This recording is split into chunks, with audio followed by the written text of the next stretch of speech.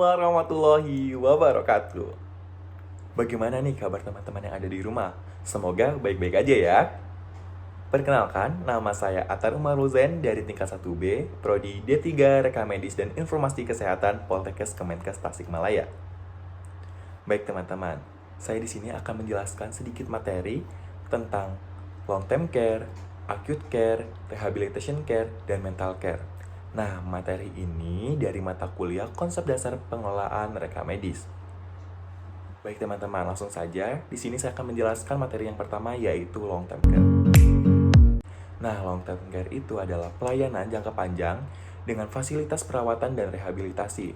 Juga biasa disebut dengan length of stay atau LOS, yang dimana perawatan ini lebih dari 30 hari teman-teman. Nah, adapun reka medis pada long term care atau LTC ini yang terlibat yaitu ada pasien usia lanjut, memerlukan frekuensi latihan sedikit, dan memerlukan perawatan inap. Macam-macam long term care. Yang pertama, ada home care. Nah, tahapannya itu ada database, pengobatan, dokumentasi berkelanjutan, ringkasan pasien, persetujuan perawatan, persetujuan pelayanan, dan catatan rumah. Yang kedua, ada hospice. Nah, yang terlibat dalam hospice ini yaitu pasien sendiri, tenaga spiritual, tenaga sukarela, dan tenaga medis dari pihak hospice. Reka medis pada hospice berisi info pasien dan keluarganya, berisi tentang komunikasi antara anggota tim hospice sebagai alat komunikasi antara pihak hospice dengan fasilitas rawat inap. Episode hospice, yaitu ada dua. Episode yang pertama dimulai pada saat pasien masuk di program hospice sampai pada saat pasien dinyatakan meninggal. Nah, episode kedua yaitu dimulai saat pasien meninggal berakhir setelah ada follow up dari tenaga sukarela. Yang ketiga yaitu ada respite care. Nah, respite care ini bentuk pelayanan respite care terdiri dari pelayanan yang di dalam rumah atau rumah pasien, pelayanan yang di luar rumah atau rumah sakit. Nah, reka medis pada respite care berisi data identifikasi ke kasus, berisi tentang identitas pasien yang lengkap, riwayat yang berhubungan dengan diagnosa dan penyakit yang sebelumnya, laporan penilaian dan rancangan pengobatan sebelumnya. Adapun berisi laporan evaluasi setiap layanan, laporan discharge atau pasien yang sudah keluar dari rumah sakit, dan follow up atau tidak lanjut. Nah, yang keempat ada nursing facility. Yang pertama ada sumber daya manusia yang terlibat. Nah, yang terlibatnya adalah ada direktur medis, petugas perawat, direktur pelayanan perawat, dan petugas reka medis. Yang terakhir ada rekam medis pada nursing facility, yaitu berisi catatan klinis, data indeks pasien, evaluasi atau pemeriksaan waktu pasien masuk, rancangan perawatan yang komprehensif atau menyeluruh, dan rancangan discharge. Nah, ini adalah contoh dari formulir long term care, teman-teman. Materi yang kedua, yaitu adalah acute care. Nah, fasilitas perawatan akut atau acute care facility adalah pelayanan kesehatan yang disediakan oleh rumah sakit untuk pasien yang memiliki kondisi serius, tiba-tiba atau penyakit akut, atau cedera dan atau yang harus dilakukan operasi tertentu. ACFS menyediakan berbagai pelayanan perawatan kesehatan, termasuk pelayanan tambahan darurat dan perawatan untuk kondisi kritis, bedah kebidanan atau persalinan, dan sebagainya. Nah, inilah contoh dari formulir acute care, teman-teman. Materi yang ketiga, yaitu ada rehabilitation care.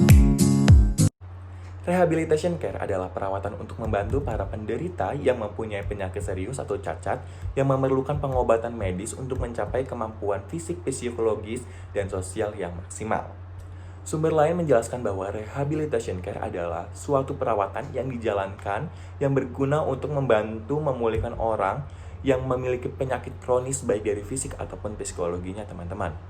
Nah, rehabilitasi medik adalah kegiatan pelayanan kesehatan secara utuh dan terpadu melalui tindakan medik agar seseorang dapat mencapai kemampuan fungsional semaksimal mungkin. Menurut buku pedoman pelayanan rehabilitasi medik di Puskesmas.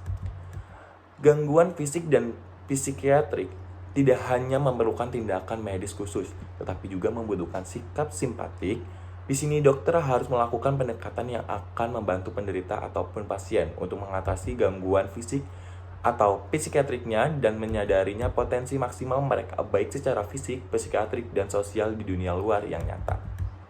Jenis pendekatan ini semakin dikenal dan membuat rehabilitasi menjadi bidang khusus yang terpisah di banyak rumah sakit. Waktu yang akan dijalankan untuk rehabilitasi juga menentukan perbedaan perawatan antara pasien ataupun penderita.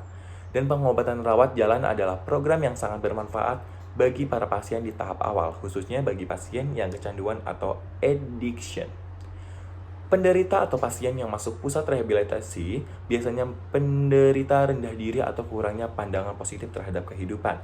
Dan oleh sebab itu, psikologi dalam terapi ini memakai peranan yang besar dalam program rehabilitasi.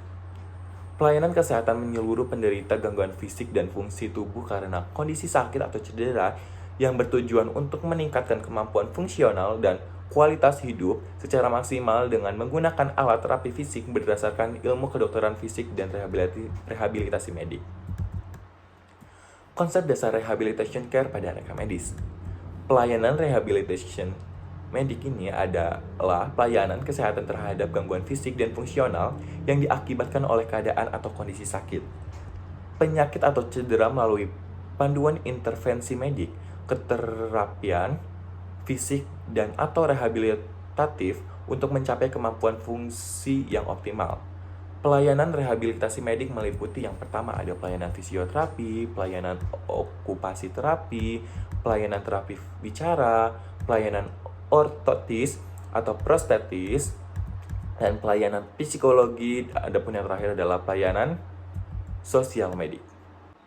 Isi rehabilitation care pada rekam medis. Isi rekam medis rehabilitasi ada data identifikasi kasus, nama dan alamat wakil pribadi atau wali atau penanggung jawab, riwayat yang berhubungan dengan diagnosa kecatatan, laporan penilaian dan rancangan program individu, laporan dari sumber yang merujuk, laporan dari konsultasi luar dan penunjang medis, penunjukan pengelola program untuk pasien, bukti keterlibatan peserta atau keluarganya dalam proses penentuan program individu, laporan evaluasi setiap layanan, laporan konferensi staf, rancangan total program individu, layanan dan laporan kemajuan dan diberi tanda tangan dari setiap layanan, korespondensi yang ada hubungannya dengan individu, laporan discharge atau pasien yang dinyatakan telah selesai perawatan baik rawat inap maupun rawat jalan.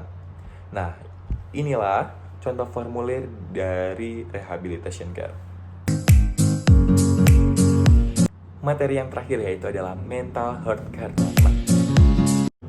Menyediakan layanan kesehatan mental dan perawatan kesehatan primer melibatkan mediandoksis dan mengobati orang dengan gangguan mental, menempatkan di tempat strategi untuk mencegah gangguan mental dan memastikan bahwa pekerja perawatan kesehatan primer mampu menerapkan keterampilan ilmu psikososial dan perilaku utama, misalnya wawancara, konseling, dan keterampilan interpersonal dalam pekerjaan sehari-hari mereka untuk meningkatkan hasil kesehatan secara keseluruhan dalam kesehatan.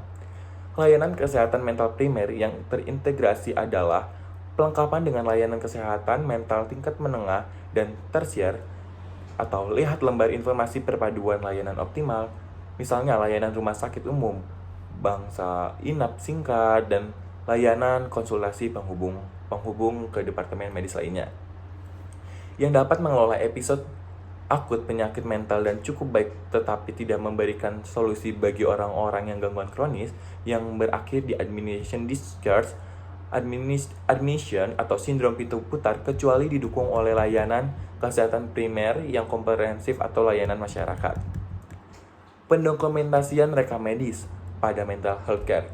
Pendokumentasian rekam medis pada mental health care yaitu adalah pekerjaan, mencatat atau merekam peristiwa dan objek maupun aktivitas pemberian jasa atau pelayanan yang dianggap berharga dan penting pada kasus kesehatan jiwa, teman-teman.